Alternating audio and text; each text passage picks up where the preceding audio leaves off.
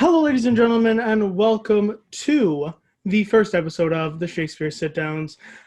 My name is Matthew Crandall. I'm the host today. We have a band of amazing people joining us today to talk all things A Midsummer Nights Dream. So, without further ado, let's go and introduce everyone. So, first off, if we want to start off with Pat, and we'll go through everyone. Hello, my name is Patrick. I am not a huge Midsummer's knowledge. I don't know how to say it, but yeah, on to the next person. Hi, my name is Corey. I was Peter Quince in a production of Midsummer Nights Dream at John Abbott College. Jess? No? Okay, all right. Hi. I'm Molly, and I was the costume designer for Midsummer Nights Dream at John Abbott College. Hi, I'm Jess, and I was Hermia in John Abbott College's Midsummer Nights Dream. Awesome. Well, thank you all for being here. We did have a couple more guests, but that's all good because we have a bunch of amazing people here today. And we're going to talk about one of the most fantastical, mystical, and just all around one of the great plays from Shakespeare, A Midsummer Night's Dream. So before we hop into the questions, I also want to say that I had the opportunity during my time at Abbott to do a scene study for Theseus, so I'll be hopping in and doing that part as well because of the fact that unfortunately we couldn't get everyone here today, but it's great that we have a band of amazing people. So let's hop in to our first question. Before we do this though, I highly suggest if you guys have not seen or heard of anything in regards to A Midsummer Night's Dream, definitely check it out. It is a play that's a classic. So you guys definitely need to check it out. Obviously, if you guys have not seen it, this might be a bit weird for you, but that's all good. Let's hop into the first question. So I guess this might go just to Jess, but anyone can definitely jump in with this. What do you guys think of the roles of females in this piece? Do you guys believe that it's written well for women? Because unfortunately, Shakespeare was not one to give very good roles for women during this time. So do you think Hermia, Helena, or Titania, or any of the characters were really portrayed well in A Midsummer Night's Dream? I guess I can kind of start that off because I played Hermia in the production that we did. When I think about it, I actually think the way that Midsummer is written, that the females could actually be portrayed like quite powerful. Like if you look at Titania, right? Like the Queen of Fairies, she holds this like power above everyone else, right? But then you also look at like Hermia, and like when she loses the love of her life, Lysander, like she becomes this like powerful person against everyone. Like if I knew her in real life, like I would not want to mess with her. Like the words that she has, specifically like Hermia, the words that she has and that she says to people, and how she stands her ground like against her dad in the beginning of the play, the way that she stands up to herself and is like, well, Lysander has all this, like many women back then would never have that kind of power to stand up for themselves, you know? Like it just wasn't a thing. And though she be but little, she is fierce.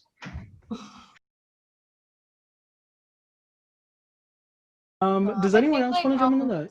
Sorry. Yeah, no, well, I think like on a grand scale, in fact, if you look at most of Shakespeare's plays,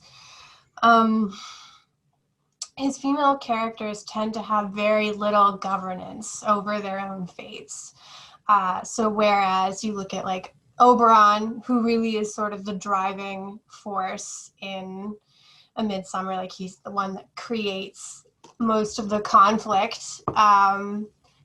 And as such, he also holds the power to resolve all of the conflict as well.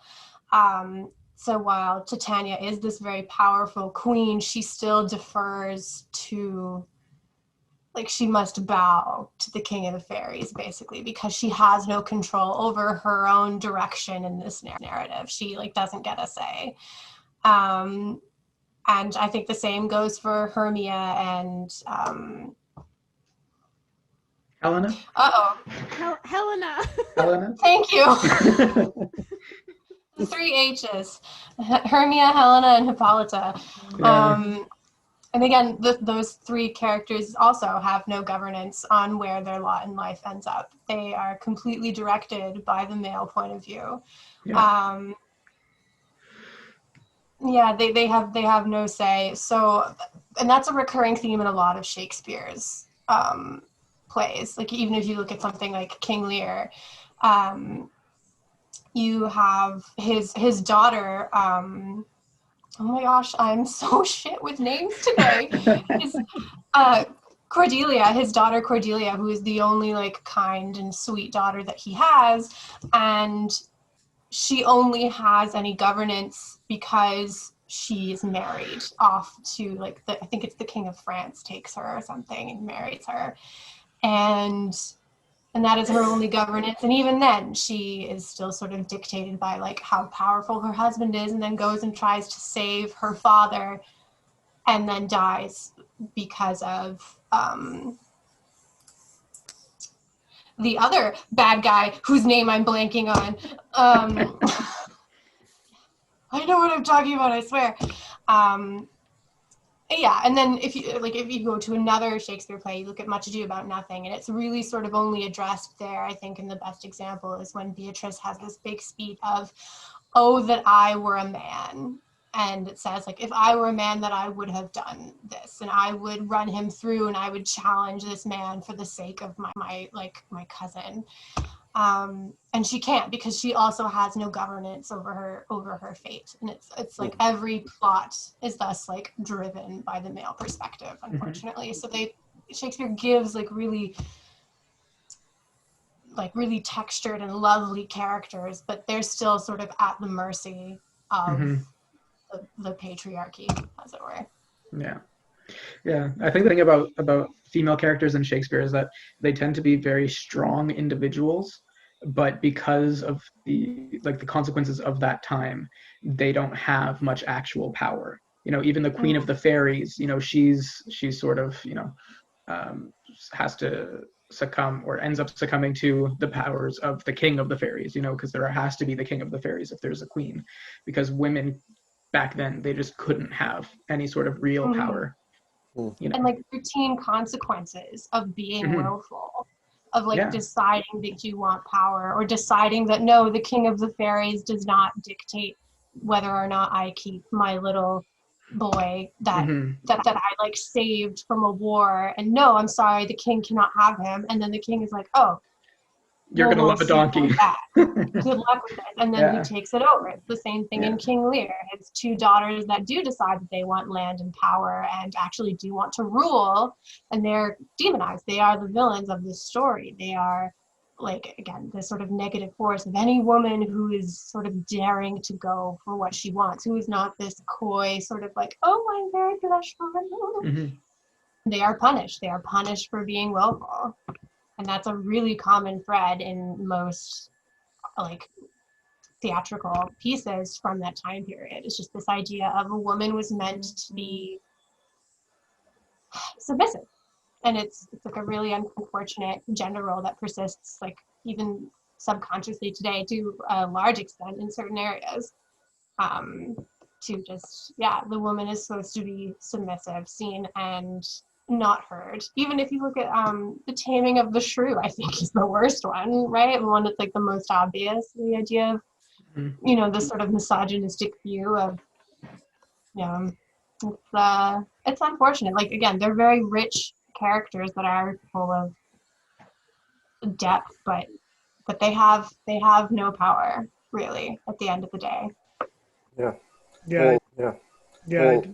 Right in the first scene, actually, let me get her name right. Hermia is asked by the king Theseus who she would like to choose, and he says, well, if you don't choose who your father picked for you, I'm going to put you to death anyway. Or you're a nun. Or you're a nun, yeah. So it's like It's like they give them time to speak their mind, but they shut them down as soon as they do. Like, it's like you have the right choice that I want. Yeah. So, well, I mean, in the first place, like Aegeus says basically like, make my daughter marry this guy or else kill her. It's only Theseus, who's in a good mood because he's getting married soon, that says, well, either you marry this guy or we'll put you to death, or if you don't want to die, we'll just force you to be a nun and then you can never marry anyone. It's literally the worst of all evils. Really common choice. A really common choice for women in that particular era, where especially like in Christian societies, women are sort of seen like you have two fates. You can either be a virgin and marry yourself to God and you become a nun and that is your role, and you are pure of heart because having sex immediately makes you a sinner. And your other option is to be a vessel, to be a mother, like to have sex and get pregnant, and then you are pure because you have had a baby, and that is like the godliness idea. Yeah. And those are your two options. You can be a virgin or you can be a vessel, and that's it. And if you're anything else, you're going to hell. Christianity. Yeah, and it's almost troublesome because the reason why I wanted to talk about this is because, unfortunately, even though these stories were written so long ago, we could still put it into a 2020 lens. It still happens now. It's not in that that crazy, I don't think. Hopefully, but well, not in the West, but other places for sure. Yeah, but we definitely wanted to look at it also in a 2020 lens in regards to just, you need to look at these stories now and think with a grain of salt. Exactly. Always with a grain of salt. Exactly. Yeah. And take what was used in ancient times and evolve from it, and don't reproduce it, if anything. Well, that's why we study history, is so we don't make the same mistakes over again. Exactly. But, some people just never learn. And with that being said, the next question I want to ask you guys is, what do you believe is the biggest message to be taken from this piece? I know, big question. It's a very big question. This is definitely a Terry question. Oh yeah. Terry would fully ask. If we're gonna do Terry now, it's like you gotta be nice. Yeah, you gotta listen. Take your time. Speak slowly. Yeah. For those who don't know, Terry Donald was the director of A Midsummer Nights Dream at John Abbott. The king himself. Yeah. Yes.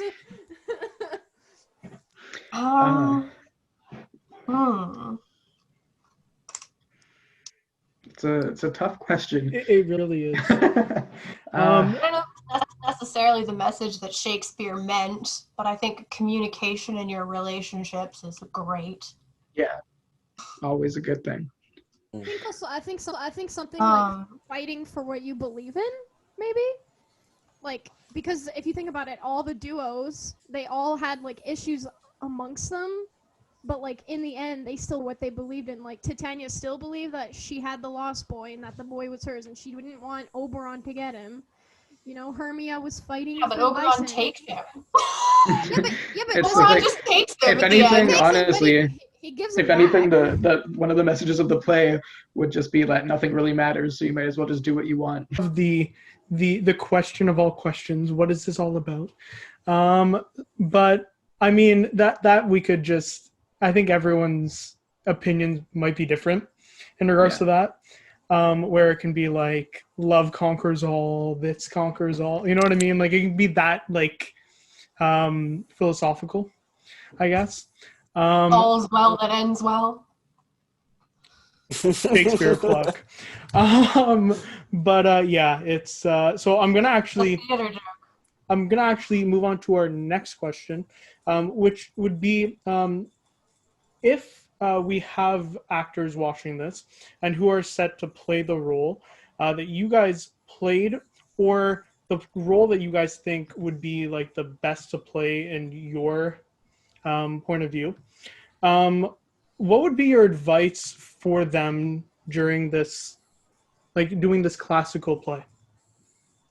I wanted to say this because I knew all of you guys are actors. So I know that you kind of can get into that mindset every time you read a play. I would say looking into your text when doing Shakespeare is very important.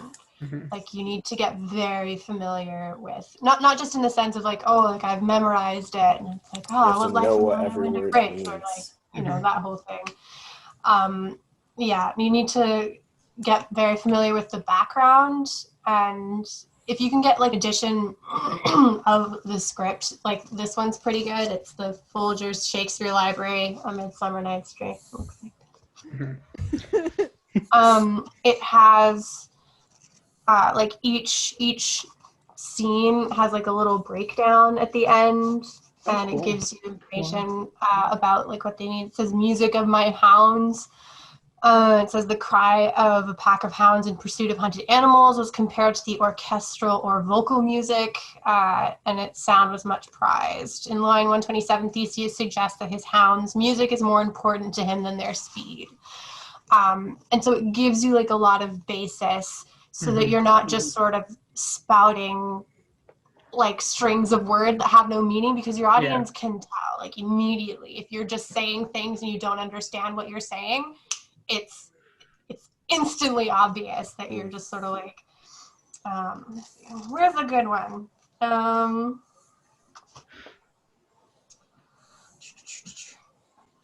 Also playing with that. It's the mechanicals. Sorry, carry on. Like there's a lot of expressions that once you get familiar with the text, you start to recognize them and see them in the expressions you use nowadays. And it's like you have to like keep your intonations with how those expressions you think would be said. And so like people cannot understand the text when they're in the audience, but they'll understand the joke because of the intonation, because you understand the link between the two. Yeah. And also keep in mind it's Old English, right? Like it's nothing like it might seem so over the top, so different, but a lot of the words are words that eventually became words now, you know, like New English, if you want to call it that. But also it's so poetic. I mean, just play with the stuff, and eventually it comes to something that I know that. You know what I mean? I mean, another thing that Terry always told us, like when I was going into my Hermia audition, I was like, I remember telling Terry, I'm like, I don't know like how to make this like my own and it not be like this robotic, like I am playing Hermia thing. And he would always say this to our class. He'd say, make her experiences related to you. Find something in your life that is similar to what she's experiencing. So she experienced heartbreak. Okay, so when's the time that I felt heartbreak? What was I feeling in that moment? You know? So it's like, these are humans who feel emotions just like us. Yes, they speak differently. Yes, their language they have is more poetic, but they still have feelings. They still go through everyday emotions, you know? So it's like not necessarily just the royal people. It could be as simple as like even the mechanicals. The mechanicals go through everyday emotions too that they feel. So I think it's just taking experiences from your life and putting it into the script.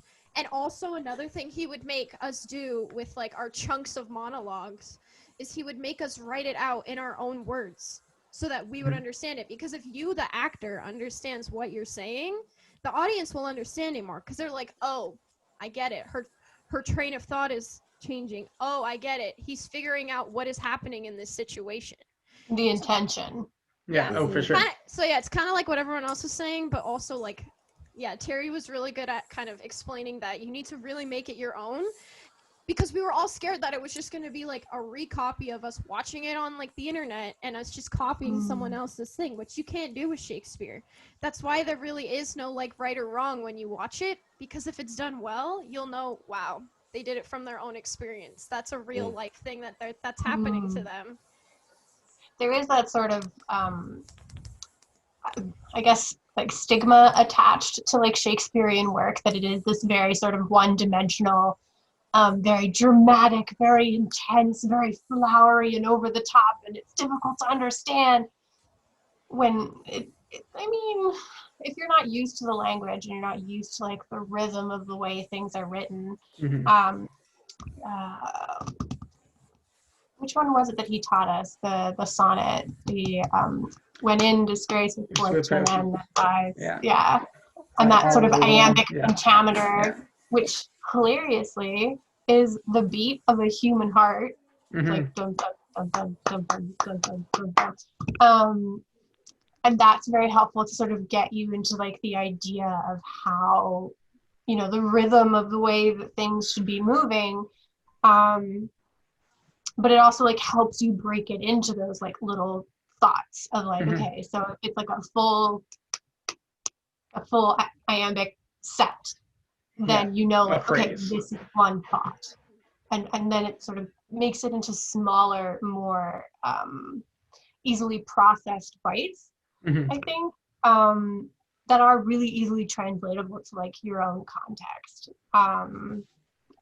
And really humanizing these Shakespearean characters is a challenge for sure, again, because the language proves to be like this such like really intense barrier that people are like, I just don't understand.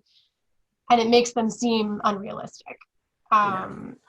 So once you understand like what you are saying, and definitely writing it in your own words is very helpful. And just getting down to like the meat and the bones of what you're getting at and what drives you, and humanizing your character and realizing that they're not just, I mean, obviously they're just fictional people, but making them three-dimensional. And it's not just, oh, Hermia is in love and that is her only goal in life. Yeah, there's always more. A little patronizing, but no, but it's like Hermia has this relationship with her father. She is this and that, and she like has a really good friendship with Helena, and she like doesn't want to get married. So why doesn't she want to get married? Why is she rebelling against her dad? Like, how did she meet? And you get this sort of really intricate construction of each person, which is realistic of any person in real life. It's like you have all of these little bits, and then once you have that sort of base that you can build off of, it's like if you think of it like a pillowcase, and when you read the script for the first time, it's like an empty pillowcase, and it's very obvious that there's no pillow in the pillowcase, but you know that there should be one there. And then you build and you like stuff your pillow, and you're like, okay, cool, like I really, yes, okay, so I'm gonna add this and this and a bit of this, and I understand this bit more, okay, and her favorite color is purple, and she's like whatever. And then you shove that all into your pillowcase, and all of a sudden you have this really nice, well-rounded, comfy pillow. And you're like, oh, I see now. Like, I understand what that is. And it's altogether much more satisfying than just like an empty pillowcase. And it gives it more of that structure that you're looking for. So I would also say don't be intimidated by Shakespeare. It's the same as really any other piece that you can work on. Get familiar with your text, get familiar with your character. Yeah, do the history, like look at the like social context of what was going on at the time. That's very helpful in Shakespeare. Like there's a lot of like historical references to at the time current events.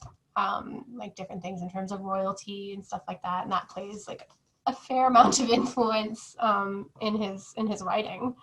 So that's really important to know. The more information you can get, the better. Yeah. I think that social context is also something that's like really important to like help you understand why the text is as it is, because people were not lazy like a lot of us today when they're talking about like whatever. And something one of our teachers from Prof told us, Tracy Lee, that like people talk very lazily nowadays. And like it's like today you go into a group of people and you think about, okay, they're going to judge me by my clothing, my this, my that. In the day, your speech was huge, so everyone would talk like that. So like it's just getting in that mindset that my character is speaking in this whole way to like express themselves because that's the norm, and it's just getting comfortable with that norm and getting comfortable saying those lines. Yeah, as if just like flow through your head, not that it's some awesome poetry, even though it is, to you it's regular day-to-day talking. Exactly. I think that one thing that's really important to do if you're preparing to do any Shakespeare role is not just to read your lines, but to read them out loud, because they're always written with such a strong rhythm to it, and that's something that Terry would always tell us, like, you're not getting the rhythm, you have to get the rhythm.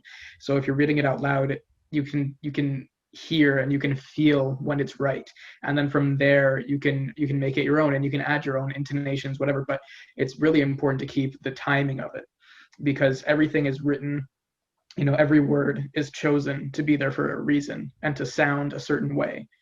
You can make it your own. It's not to say that, it has to be said this one way every single time or else you're wrong.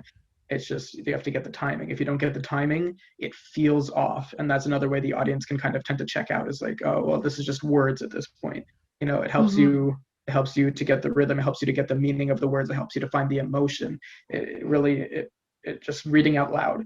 Honestly, just in any sort of acting, whenever you're preparing for any role, read your lines aloud, but especially Shakespeare, especially something that's this poetic. Yeah, and Terry always did say, kind of going off what Corey said, Terry always did say that Shakespeare was not meant to be read, but to be heard.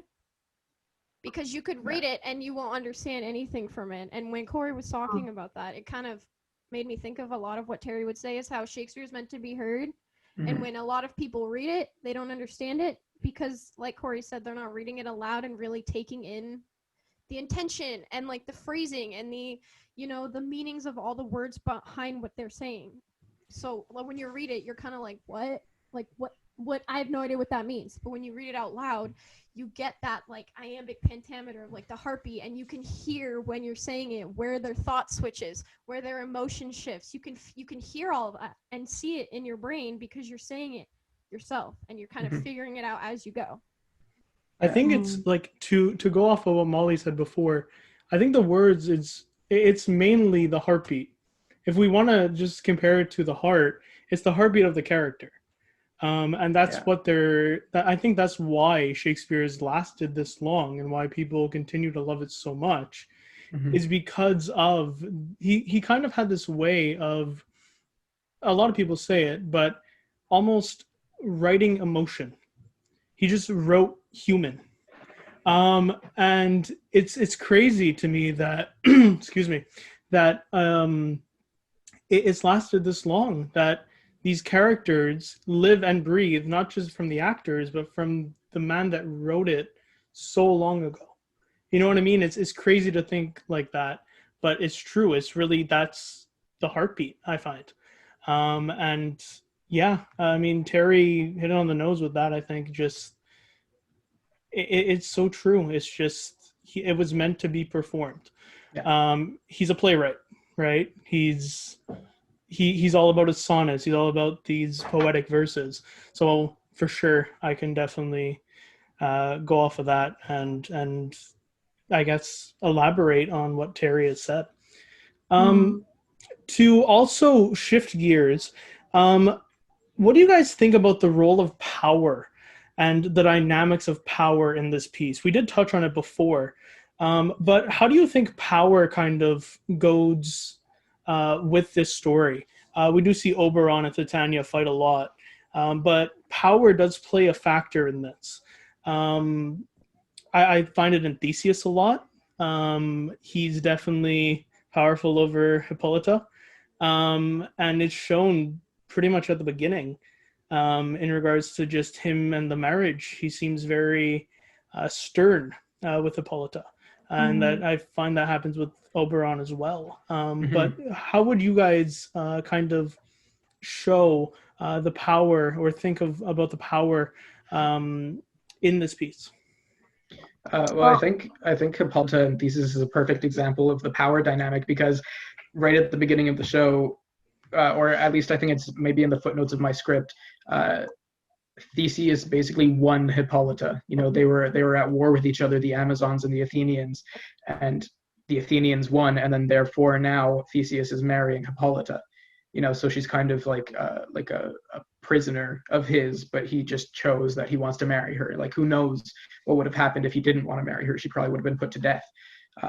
So you know, or it's just slavery or yeah, exactly, like whatever, to like she's at his whim. She was the leader of an entire people, and because she lost against this man, she's now, you know, completely at his mercy.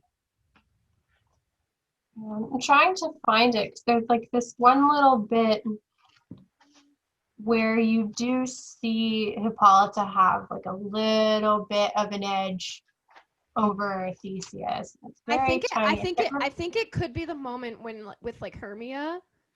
Is it at the beginning or the end though, where she's just sort of like, please, and he's like, I think it's near the beginning when like Hermia is like begging her dad to like give Lysander a chance, and Hippolyta and Hermia actually have a little bit of a conversation, and she's yeah, like, they have a moment. Yeah, they have a moment, and it's kind of like a woman power thing where Hippolyta's like, I get it, like, you know, like love is terrifying, but love wins.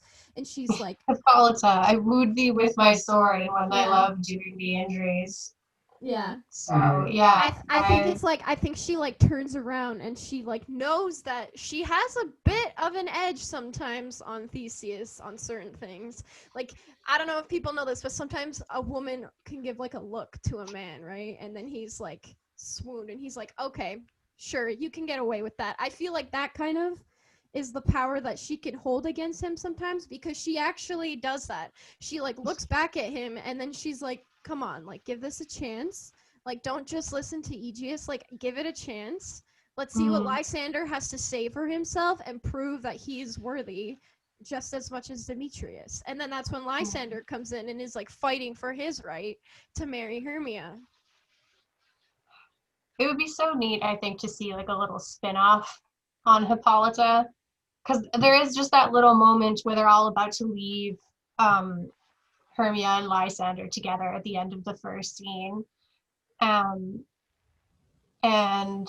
Theseus says, "Come, my Hippolyta, what cheer, my love," and you can tell, like, just from that one line that Hippolyta ain't so happy anymore. Like, she can see that this is more of the same kind of treatment that she received as like the conquered country, basically. If you do what he says, come hell or high water. And yeah, just like this idea that any sort of power that she does have is really only in that sort of womanly wiles context. Like it's she lost the war, she lost her country, she is now just, essentially a trophy wife in many of the ways that can be interpreted. And yet Shakespeare portrays that as like a loving marriage, where they sort of seem very much in love anyway, even though it's like, I wooed you with my sword. Dick joke. I mean, even she even says right at the beginning, it seems like she's looking forward to the wedding as well, because, you know, Theseus says, 4 days, you know, the old moon wanes, she lingers my desires like to a stepdame or a dowager, long withering out a young man's revenue, like just kind of like bleeding it out. And then she says, you know, 4 days will quickly steep themselves in night, 4 nights will quickly dream away the time. So it seems like she's looking forward to it. She's trying to, you know, like settle him down at least to you know, calm his nerves and, you know, say like, just wait, you know, it's coming. But it doesn't seem like she's dreading it by her words. You know, it seems like she's looking forward to it about as much as he is. Maybe not as anxious about it. You know, she's not, you know, as freaking out like he is, but she still doesn't seem to be dreading it either, which is interesting because of the whole thing. Like she was won by him. Yeah, Shakespeare seems very keen on, in his comedies specifically, kind of creating these very intense, dramatic moments and then kind of resolving them off stage. Like you don't see it happen. Like that's one particular one where like, I wooed you with my sword. So there's that entire context of like that he was at war with Hippolyta, won her through war. Or you go to like 12th Night and there's this character, I don't remember what his name is either because names are not my forte. But he's like made a fool of in that show, and Malvolio. Malfolio, thank you. Yeah, and so he's like made a fool of, and he has such wounded pride, and he's like was made to, to think that he was going insane, and at that time that was really not something that you wanted to be, because once you were labeled insane, you were just like fucked for life. Pardon my language. True. And so he leaves. He like just says, you know what? No, you ruined my life. Why would I forgive you? And he leaves. And then one of the main characters just sort of goes, oh, footman, go see to that, will you? And that's all that you hear of it. So you have this like detrimental, like ruining of reputation in life, which was so important back then. Your reputation was everything. And they just destroy it. And then it's just like a little footnote of like, go fix that. And then I think he comes back for like the last little bit, but he's never really spoken about again. And again, it was resolved off stage, which I think is an interesting technique that Shakespeare uses quite frequently. Like even in King Lear, the fool is a really important character that you see from the beginning to the end. And the fool and Cordelia are both killed off stage. They're killed off stage. But you don't even, like, King Lear comes back in carrying Cordelia, and he's like, oh, my daughter's dead, and my poor fool hanged. So you never see the fool again, even though they were such like an integral character. So there's just this idea of like, build this really, really intense tension and then resolving it off stage. And that can be kind of, I think, jarring for a lot of audiences, where you're just sort of like, oh, but wait, that seemed kind of important. No, okay. And you're just sort of expected to forget about it. Like the boy in Midsummer. Yeah. You never see him. You never see this, like, do they say a slave boy? Slave boy. He's Indian boy, yeah. He's not a slave. It's just a kind of a charge. Indian boy. The ward. We'll call him their ward. Yeah. So like the ward is the reason why Titania and Oberon fight, and he is never portrayed on stage ever. Yeah, exactly. You never build up this like emotional connection to the mother who is like a servant to Titania. And you never see any of that, but you're just sort of expected to sort of know how deep this connection is to her ward and why she doesn't want to give him to the king. And then that's like the instance for all of the conflict in the fairyland, is that one thing of, no, I will not give you this boy. And then at the end, it sort of comes back full circle, and he's like, I have taken the boy, now you can take the spell off of her. And you still don't see the boy, and that's sort of like that off stage resolution again. And I don't think Titania ever mentions him again. She mentions him at the beginning of the play, and then not again at the end. So she really goes into like a whole monologue about the importance of his mother, and the fact that, you know, they used to sit on the beaches and spend time together, and then she died in childbirth, and that's why this boy is so important to her. Friendship. Exactly. And because like this woman who was probably her closest friend in the world, and she died in childbirth, so she felt that it was her duty to protect this boy and keep him safe. And then, you know, Oberon just says, no, I want him. Like I want him to do stuff for me. Like he can be my little plaything. So give him to me. I'm the king. White boy doesn't get what he wants. Yeah, exactly. Wow, give me the thing. I want the thing. No. And then, you know, he gets his way in the end. That's just how it happens. Yeah. It's true to say too, though, that like the amount of comedies that have such dramatic parts in them, like, I don't know about you, it almost sounds like we're talking about a tragedy. You know what I mean? And I find that with all of Shakespeare's works, there's even the comedies, mostly the comedies actually, it's almost the most sad work we hear. We start off Comedy of Errors with the shipwreck. We start off same thing with the Tempest, actually. Exactly. Like these big well-known Shakespeare stories, that some may be laughing at. Well, comedy of errors, not so much. But interesting title, really. Right? When you think about it. But these comedies, you would think, okay, I'm going to be laughing most of it, but then it starts off so sad. Even A Midsummer Night's Dream starts off with that scene that we were just talking about, where we have basically you're stuck between a rock and a hard place. And it's just, it's endearing, but also very, very sad to start off like that. Like there's almost no neutral ground, really. There's it like starts at a place of conflict almost immediately, like in almost every one of his shows, like The Tempest, where again that sort of off stage conflict of why was this person banned, like why is he in isolation, like why is he on this island, like you just sort of hear he's like, oh, and they exiled me. I just kind of thrown in there. Why? And like King Lear, like why did King Lear all of a sudden decide that he needed to like divvy up his lands? Like why right then? Like was it the end of the war? And he's just sort of like, today I've decided to marry off my daughters. Like, okay, like tell me how much you love me. Or I think Much Ado About Nothing begins with all the men coming back from a war.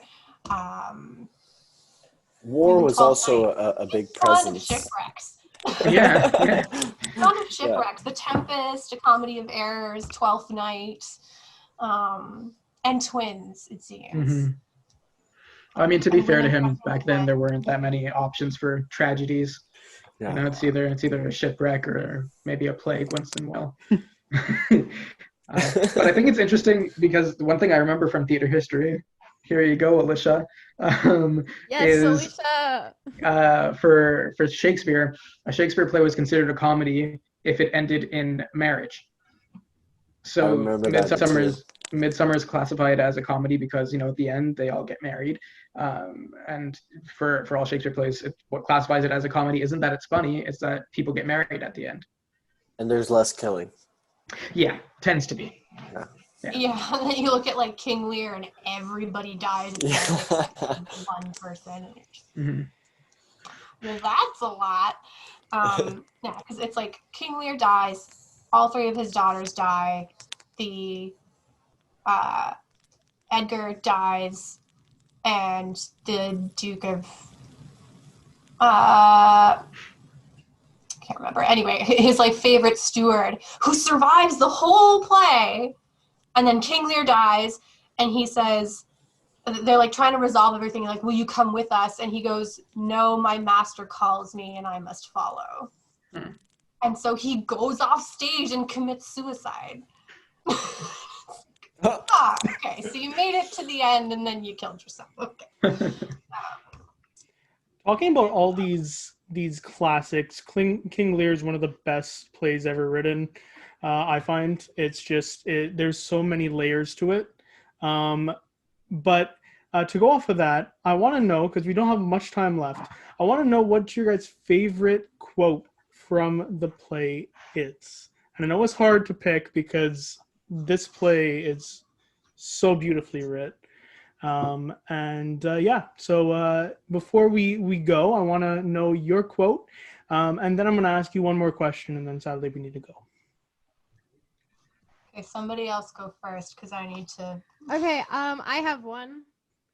Mine, I remember when we did it, every time this person would say this like little monologue, it's not really one phrase, it's more like a chunk of text that kind of all has the same intention. It's literally the last chunk of text in the play, which is Puck's monologue. And I remember we would sit in class and we would hear Ron like saying this monologue, and we all were trying to figure out like the meaning of the ending. And it's interesting because we never really all decided on what it meant. Like we all had different ideas of how the play had ended.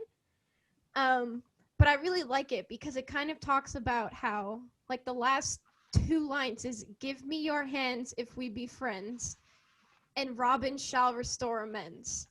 I think that those last two like sentences, me, are what strike the most. Just because it's like, give me your hands if you're here with me, and Robin shall restore amends. It's like, and everything will be okay, you know.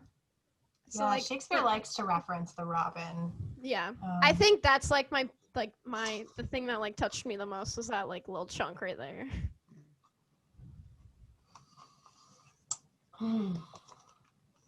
I know it's a hard one because there are so many. So much. It's so good, yeah. I think. I guess the classic one is though she be but little, she is fierce, which holds so much more weight than I think Shakespeare ever intended. Exactly. I think that it was just supposed to be a joke, and it was just supposed to be, oh, she's tiny but she's vicious. And then now, like, little white girls get it tattooed on their shoulders.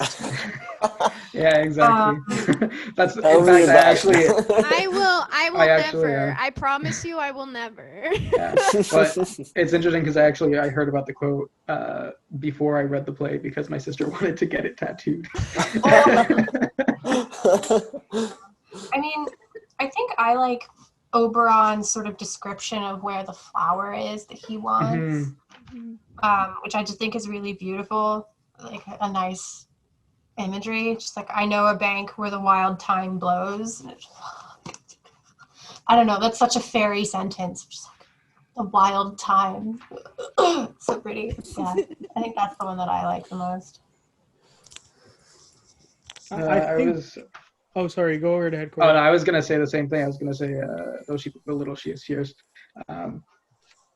Don't think you want to sit here and watch me like go through this script page by page trying to find a quote. And the whole thing. Yeah. But anyway, his poetry is beautiful. I think I need to go with The Course of True Love Never Did Run Smooth because it just encapsulates the entire play. I find because it's almost just this goose chase of trying to find love throughout this entire journey, with all the four main plots. I guess 3 because the mechanicals not so much. Not really after love, no. Yeah, but love, communal love, non-toxic masculinity, male friendship love. Platonic. Yeah, it's platonic. I think they wanted money more than anything. Yeah, I don't think they were monetary love. Yeah, the love of money, the love of things. I think they're super happy when Bottom comes back alive. That is true, They think he's a ghost, and they're just so pleased that their friend is back and not dead and not a monster anymore. I mean, I don't know about Peter Quince. He's probably like, oh, I have to deal with this like over dramatic. Well, no, he was even happy to see it. Well, I think maybe he was more happy because they were going to be able to do the play because Bottom was back. Maybe not just that Bottom is back. It was like, we can do it. The show will go on. Yes. Problem solved. Yeah.